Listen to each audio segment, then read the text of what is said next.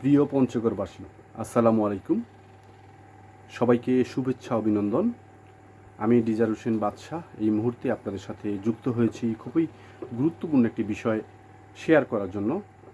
যে যেখান থেকে আমার সাথে যুক্ত হয়েছেন দয়া করে আপনারা শেয়ার করবেন এবং আপনাদের মূল্যবান মতামতগুলো কমেন্ট করবেন।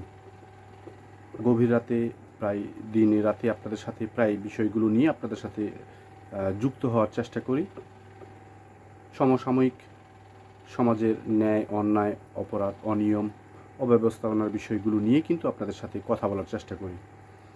আজকে একটি ভিন্ন প্রাসঙ্গিক বিষয় নিয়ে আপনাদের সাথে যুক্ত হয়েছি। হয়তো ক্যাপশনে দেখে কিছুটা অনুমান করতে পারছেন।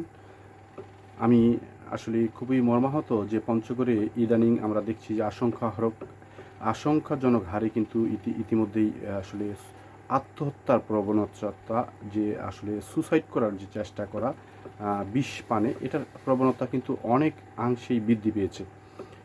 তাই আমি আসলে এই বিষয়টা নিয়ে আপনাদের সাথে কথা বলার জন্য যুক্ত হয়েছি। আপনারা দয়া করে আসলে আপনাদের মূল্যবান মতামতগুলো কমেন্ট করবেন, কারণ আমরা জানি যে কৃষি পণ্য হিসেবে ব্যবহৃত হয় কীটনাশক, আর এই কৃষি পণ্য কিন্তু যত্রতত্রভাবে যেখানে সেখানে বিক্রি করা হচ্ছে।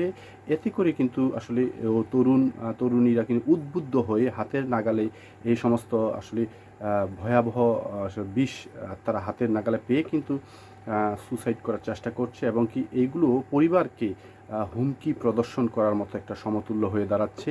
আসলে পরিবারের কাছে কোনো কিছু দাবি উত্থাপন করা, পাশাপাশি আমরা যতটুকু জানি পারিবারিক কোলাহলই কিন্তু এ সমস্ত ঘটনাগুলো অহরহ সবচেয়ে বেশি ঘটছে। তবে কিছু কিছু ক্ষেত্রে আমরা দেখছি যে আসলে কেউ আসলে এই বিষ পান করে যখন তারা মেডিকেলে আসেন, মেডিকেলে কিন্তু আমরা দেখছি তারা চিকিৎসা নিয়ে অনেকেই সুস্থ হয়ে যান, যার জন্য এই প্রবণতাটা অনেকাংশেই বৃদ্ধি পেয়েছে। তবে ইদানিং আমরা দেখছি যে আসলে ঘাস মারা বা আসলে গ্যাস ট্যাবলেট বা এই সংক্রান্ত কিছু কীটনাশক যারা সেবন করছে তাদেরকে কিন্তু বাঁচানো কোনো মতেই সম্ভব হচ্ছে না।